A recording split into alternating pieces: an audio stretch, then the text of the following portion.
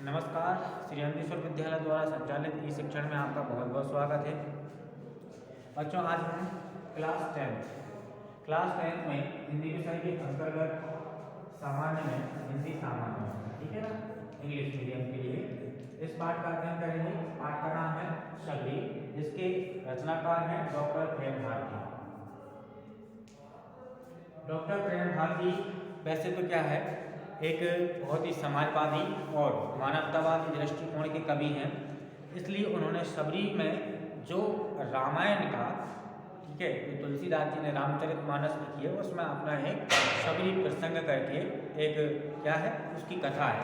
तो शबरी को सब जानते हैं, शबरी के जूठे बेर जो एक प्रसंग उनका रहा है राम का, उनसे मिलन का। उस शबरी जो है भगवान राम की क्या है, भक्तिन है, ठीक है ना। तो डॉक्टर प्रेम भारती ने शबरी पाठ के माध्यम से, देखिए शबरी क्या है सब जानते हैं, वो एक क्या थी, एक आदिवासी महिला थी, ठीक है ना, एक भिलनी थी। तो उनके जो गुरु थे मतंग मुनि जिन्हें कहते हैं, ठीक है। तो गुरु मतंग जी ने उनके लिए क्या है वरदान दिया था, कहा था कि राम एक दिन तुम्हारी कुटिया में आएंगे। तो वो नित्य प्रति क्या करती थी, वो क्या करती थी, फूलों से उनका रास्ता देखा करती, फूलों से रास्ता सजाया करती थी कि भगवान राम कभी न कभी लक्ष्मण जी के साथ सीता जी की खोज में वहाँ पर आएंगे। तो आपने देखा भी होगा कि रामायण में सीता हरण के पश्चात जब उनके लिए पता लगाते हुए सीता जी का, ठीक है ना, सुग्रीव से मित्रता की खोज में जब किष्किंधा की ओर जाते हैं, तो मतंग पर्वत पर शबरी का जो आश्रम था उनका, वहाँ पर वो पहुँच जाते हैं और वहीं से उनके लिए सीधा सा पता मिलता है। लेकिन यहाँ पर शबरी प्रसंग से महत्व ये रहा कि सामाजिक उसका जो समरसता का एक भाव है, उसको जगाने का प्रयास किया गया, बताने का प्रयास किया गया कि तो क्या है, राम जो थे वो क्या है अयोध्या के वासी थे और रघुकुल वंशी है, ठीक है ना। रघुकुल वंश के क्या है, वो क्या क्षत्रिय वंश के थे, क्षत्रिय थे। और इसके बावजूद भी कहने का मतलब ये रहा कि वो आदिवासी जो महिला थी शबरी माता जो थी, ठीक है ना, भिलनी थी। इसके बाद भी क्या है, उन्होंने बड़े प्रेम से उनके जूठे बेर खाए। जो भी मतलब कहने का यह था कि उनका जो प्रेम भाव था वो इस तरह से उन्होंने अपने, जिस तरह से अपने माता के साथ माता के हाथों से वो भोजन करते थे, ठीक वैसे ही उन्होंने यहाँ पर भी ऐसा ही किया। तो इस तरह का बड़ा ही मार्मिक प्रसंग जो है वो शबरी के माध्यम से आपके सामने प्रस्तुत किया जाएगा। तो इस काव्यास में डॉक्टर प्रेम भारती की लोकप्रिय कृति शबरी से उद्धृत है, जो हम पढ़ने वाले हैं। शबरी के प्रख्यात प्रसंग में कवि ने कतिपय मौलिक और एकदम नई भावनाओं को प्रकट किया है, वहाँ पर आते हैं। और तो क्या क्या मतलब क्या परिवर्तन होते हैं, किस तरह से वहाँ पर पहुँचते हैं, क्या क्या होता है, तो पूरा इसमें दिया गया है। शबरी का हृदय श्री राम के स्वागत हेतु प्रबलता से परिपूर्ण हो उठता है। जैसे ही राम वहाँ पर पहुँचते हैं, शबरी उनके स्वागत के लिए क्या हो जाती है, तत्पर हो जाती है, तैयार हो जाती हैं। और वो देखती हैं कि स्वागत के लिए मेरे पास कुछ भी नहीं है, ठीक है ना, सुना है इस तरह से। तो इस प्रकार की जो एक कह सकते हैं कि जो एक उनके लिए संसाधन, भगवान के प्रति जो उनका भक्ति तो थी ही, लेकिन उनके जो क्या है संसाधन जो थे वो पर्याप्त नहीं थे। अभी तो क्या है, वो क्या है, रघुकुल के सम्राट है, अयोध्या के राजा हैं, इसलिए तो उस प्रांतर में, लेकिन उनके हृदय में जो वात्सल्यता थी, वो श्री राम के प्रति जो उदार भाव थे और उनके प्रति जो अनन्य भक्ति प्रेम था, वो अलग ही बात थी कुछ।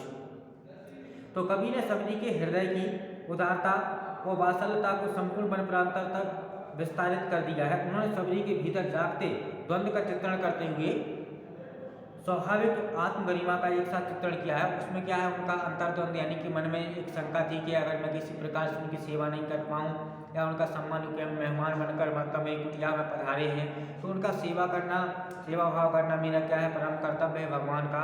तो इस तरह से, लेकिन क्या है, उसके मन क्या है, अपने आप को कचोटता रहता है कि उस तरह से पर्याप्त उनके पास क्या है भौतिक सुख सुविधाएँ तो नहीं है। जो है उनके पास बेर मिले, बेर वो ले आए, फल ले आए, कंदमूल जो थे वो सब दे दिए गए उनके लिए, किंतु उपयुक्त भौतिक संसाधन न होकर भी उनका प्रेम हृदय से भरा तो है ही। कवि ने इस प्रसंग में राम की आंखों में आंसुओं की छलछलाहट आकर उसे स्मृति विधान प्रदान किया है कि वो अपनी माता को याद करते हुए इस तरह याद करते हैं कि माता भी हमारी इसी तरह, माता कौशल्या जो है वो भी हमारे लिए इसी तरह से याद करती है, ठीक है ना। तो वो कहते हैं कि मैं आज तुम्हारे हाथों से, आपके हाथों से, मतलब शबरी के हाथों से वो क्या है बेर खाकर उन्हें धन्य तो हो गए हैं, लेकिन ऐसा वो कहते हैं कि ऐसा सुख मुझे क्या है वहाँ पर राजपाट में भी नहीं मिलता, ऐसे भोजन में वो आनंद नहीं मिलता जो आपके इन बेरों में है, इन बेरों में मिला है। लेकिन जैसे ऐसा मतलब इनको प्राप्त करके ऐसा प्रतीत होता है कि मेरी माता ही मुझे अपने हाथों से भोजन करा रही हूँ। तो श्री राम के आह्लाद, उनकी तृप्ति और प्रेम प्रबलता के कवि को प्रभावशाली ढंग से प्रस्तुत किया है। कविता में सबरी और राम के मिलन के माध्यम से कवि ने वनवासी बंधुओं के साथ राम की अनुरक्ति का चित्रण करके सामाजिक समरसता के संदेश को प्रकट किया है कि सब वहाँ पर जो है उनके स्वागत के लिए पशु पक्षी वगैरह जीव जंतु जो भी हैं प्रकृति के सभी संसाधन उनके लिए तत्पर हो जाते हैं। तो इस तरह से वर्णन करते हुए क्या लिखा है देखिए, और सत्य ही राम वहाँ पर पता लगाते मुनिगढ़ से सबरी की कुटिया तक आए, प्रेम रूप के मधुबन से स्वागत का सुविधान वहाँ था, स्वयं प्रकृति का उपमागार, जल चेतन सब भूल गया था, देख प्रभु का रूप प्रसाद। तो सुविधान का मतलब यहाँ पर हुआ अच्छनीय में सुंदर व्यवस्था करना। ठीक है, हम क्या करते हैं, कोई मेहमान आता है तो इस तरह से कुछ भी मतलब शादी समारोह में सब जानते हैं इसको साधु से की जाती है। तो वैसी सुविधा नहीं थी। मधुबन का मतलब होता है बगीचा और उपागार का मतलब समानता का भंडार, ठीक है ना। उपमागार, प्रसार मतलब फैलाव। तो ऋषि मुनियों से पता लगाते हुए श्री राम जी जो हैं, श्री राम प्रेम के सजीव उद्यान के समान मतलब सबरी की कुटिया पर क्या आ जाते हैं वहाँ पर स्वागत के लिए स्वयं प्रकृति का व्यवस्थित भंडार मौजूद था। भगवान श्री राम के स्वरूप का अनोखा प्रभाव देखकर वहाँ के जड़ और चेतन सभी जो चराचर जो प्राणी थे वो अपना ध्यान भूल जाते हैं। सभी क्या है, सभी के लिए बड़ी अद्भुत ये लीला दिखाई दे रही है। पीत पावड़े पड़े हुए थे वृक्षों के मधु बंधनवार मतलब आप लगाते हैं आम के पत्तों से, इस तरह से बंधनवार बना देते हैं अपने द्वारे पर कभी कभार, जैसे कोई आपका शादी समारोह या कोई भी इस तरह से प्रोग्राम होता है तब। उसे चलकर ही कौशल सुत आए थे, कुटिया के द्वार खड़ा गगन का दीप, स्वयं ही लिए सूर्य की ज्योति महान, ताराओं के पुष्प अलक्षित, ठीक है ना। अलक्षित का मतलब क्या हुआ, दिखाई न देने वाले या अज्ञात, ताराओं के पुष्प अलक्षित, धूप आरती का भगवान। तो श्री राम के स्वागत के लिए फूलों से जो है झरने वाले पराग रूपी पीले पावड़े पड़े थे, वृक्षों के बंधनवार बंधे हुए थे। उन बंधनवारों को पार कर ही कौशल्या के पुत्र श्री राम जो है लक्ष्मण के साथ सबरी की कुटिया में पहुंच जाते हैं। भगवान श्री राम एवं लक्ष्मण की आरती के लिए आकाश दीपा करता है, स्वयं सूर्य भी जो है प्रकाश युक्त होकर क्या कर रहा था, उनकी आरती करने लगता है। आरती के लिए तारागण रूपी अज्ञात जो फूल और धूप वहाँ पर दिखाई दे, मतलब जो हमारी आरती स्वागत के लिए, इस तरह पूजा पाठ के लिए जो सब चीज़ें हमारे लिए प्राप्त होती हैं, ठीक है ना, जो हम पूरी तरह से समझा जो जुटा लेते हैं उसके लिए हम मतलब कार्यक्रम के लिए मांगलिक कार्यक्रम कोई होता है तो वो क्या है, एक मंगल बेला थी और उसमें सब प्रकृति की जो भी संसाधन थे, चाहे सूर्य हो, तारे हों, नक्षत्र हों, वो सभी उनके स्वागत आतुर हो गए थे।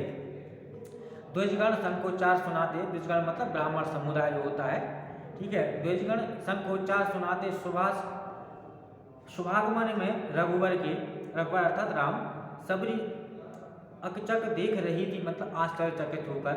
आज उन्हें जी भर भर के श्याम स्वर्ण तन कमल नयन थे, जटा मुकुट सिर पर अभिराम मतलब सुंदर, धनुष्बाण तरकस को धारे सुंदरता की कोटि ललाम मतलब भी सुंदर होता है। तो यहाँ पे देखिए सभी द्विजगण जो यानी कि जो ऋषि मुनियों का समुदाय है, साधु समुदाय जो थे, या जो कह सकते हैं यहाँ पर रूपक में पक्षियों का समूह, क्योंकि वहाँ पर साधु तो थे नहीं, लेकिन पक्षियों का जो समूह था वो क्या है, कल्लभ करता हुआ प्रतीत हो रहा था। तो ऐसे प्रतीत हो रहा है संकोचार किया जा रहा हो।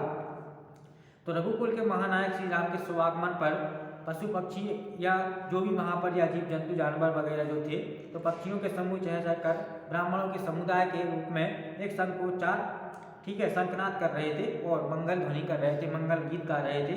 आश्चर्य से चकित होती हुई सबरी उनको बड़े ही अपने करुण हृदय से अपने, ठीक है ना, अश्रुपूरित नयनों से उनके लिए अपलक देखे जा रही थी, ठीक है, उनको अरे निकटता से देख रही थी कि वास्तव में श्री राम उसकी कुटिया तक पधार चुके हैं।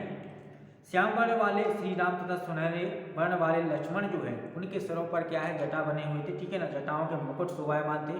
वैसे तो मुकुट नहीं लगे थे लेकिन जटाएं उनके शीश पर थी। कंधे पर धनुष बाण धारण किए हुए हैं, तीर तरकस उनके धारण करने वाले दोनों भाई करोड़ों सुंदरताओं से भी क्या है, अधिक शोभायमान लग रहे थे। तो इस तरह से उनकी क्या है, प्रकृति बनी हुई थी। आगे क्या है, दीर्घ नेत्र कर सुभग सलोने मतलब सुंदर, सुभग मतलब सौभाग्य अच्छे, ठीक है ना, भाग्यशाली मतलब। हाँ यही है अवध भुवाल, ठीक है ना, अवध भुवाल मतलब राजा, ठीक है, लेश मात्र यानी कि तनिक भी, लेश मात्र संदेह नहीं आज हुई मैं अरे निहाल, अरे निहाल, वंदन में क्या गीत सुनाऊं कहाँ आरती का सामान, उसकी मन विहलता पाकर हंसे तभी सानुज भगवान। सानुज मतलब अपने छोटे भाई से है, ठीक है ना। तो वंदन या वंदना करते हैं, विहलता मतलब भावों की व्याकुलता है, भाव जो भर आते हैं हमारे हृदय में वो। तो अयोध्या के राजा अयोध्यापति भगवान श्री राम जो है वो वहाँ पर पहुँच जाते हैं और सभी सोचती है कि बड़े बड़े नेत्रों वाले भाग्यवान और सुंदर स्वरूप वाले यह कौन है, ठीक है ना। तो वो कौन है, अयोध्या के राजकुमार लक्ष्मण। वो उनसे परिचय प्राप्त करते हैं कि आप कौन हैं, ठीक है। तो वह अनुभव करती है कि इनका दर्शन करके मैं क्या हो गई हूँ, धन्य हो गई हूँ। अब मुझे प्रतीत हो गया है कि भगवान श्री राम और उनके साथ अनुज उनके लक्ष्मण जो है मेरी कुटिया पर पधार चुके हैं। इसमें अब जरा सा भी क्या है, लेश मात्री मतलब संदेह नहीं रह गया है। सभी सोचती है कि ना मैं गाना गाती हूँ, मतलब ना गाना जानती हूँ, ना मेरे पास इस तरह का कोई सामान भी है कि उनके स्वागत के लिए मैं किसी प्रकार का कोई मांगलिक गीत गा सकूँ। अतः मैं राम लक्ष्मण की वंदना के लिए गीत गाकर सुनाऊँ, ऐसा उसके मन में भाव उठते रहते हैं। सभी के स्वभाव भरी बेचैनी को भगवान श्री राम समझ जाते हैं और जैसे ही इस भाव व्यवहारता को वह समझते हैं और अपने सामने यानी कि अपने लक्ष्मण जी के साथ, अपने भ्राता लक्ष्मण के साथ, अनुज लक्ष्मण के साथ वो उनको देखकर मुस्कुराने लगते हैं, ठीक है ना। पानी थी अवरुद्ध प्रेम में परम शांति हर्ष विभोर। अब देखिए दोनों ही तरफ यानी कि भगवान श्री राम भी सब माता शबरी को देखकर भावविह्वल हो जाते हैं। उनका हृदय भी करुणा से, उनके मतलब उनकी इस तरह से आवभगत को देखकर वो भी क्या है, द्रवित हो जाते हैं। उनका हृदय भी करुणा से परिपूर्ण हो जाता है। तो देखिए दोनों ओर क्या स्थिति होती है, चरण पकड़ कर निरख रही थी पुन पुन कृपा सिंधु की ओर। तो कृपा के सागर अर्थात श्री राम की ओर वो क्या है, बार बार उनके चरणों में क्या पड़ी हुई थी, उनको चरणों को देखकर पकड़ कर उनको क्या बार बार देख रही थी उनकी ओर। और उनकी जो वाणी थी, उनका जो मुख था यानी कहने का था, उनका जो कंठ था वह अवरुद्ध हो गया था, कुछ कह नहीं पा रहा था। उनके क्या है, करुणा के भाव में उनका हृदय जो था, उनका जो स्वभाव था, इस तरह क्या हो गया था, बिल्कुल पूर्ण रूप से शांत भाव से अपने उस हर्षित मन का क्या कर रहा था, अनुभव कर रहा था, ठीक है। मृगछाला का आसन देती, मृगछाला यानी कि जो हिरण होते हैं, ठीक है, उनकी छाल यानी कि उनकी जो खाल होती है तो उसका आसन बना दिया जाता है। तो वो आसन उनको क्या है, बैठने के लिए वो दे देती है। शुद्ध स्वच्छ तब दोनों को और भेंट भोग हित बेर भेंट को लगी देखने कोनों को, ठीक है ना। तो यहाँ पर मृगछाला का उनके लिए बैठने को आसन देती हैं। इस तरह से मेहमान आते हैं तो अपन ही बिठा देते हैं। तो शुद्ध स्वच्छ तब दोनों को देखिए, शुद्ध साफ यानी कि धुले हुए अच्छे वो क्या है, ताजे फल, ठीक है ना। ताजे फल उनमें क्या था, फलों में बेर थे। तो उनके लिए भोग है यानी कि उनकी क्या को समझ गई थी कि भगवान क्या होंगे, बहुत भूखे होंगे, ठीक है ना। तो उनके लिए वो क्या है, उनको खाने के लिए बेर भेंट कर देती है, थाली में बेर भेंट कर देती है, रख देती है उनके लिए। और तभी चारों तरफ वो देखने लगती है, कहीं ना कहीं मतलब उनके स्वागत के लिए कि मैं और क्या कर सकती हूँ। तो चारों तरफ कोनों की ओर वो देखने लगती है। तो इस पार्ट में फिलहाल इतना ही। अगली वीडियो में आपको इसका बचा हुआ शीर्ष जो प्रधान शीर्ष का जो व्याख्या खंड है वो आपको प्राप्त होगा। तब तक के लिए आपका बहुत बहुत धन्यवाद। आपका दिन शुभ हो।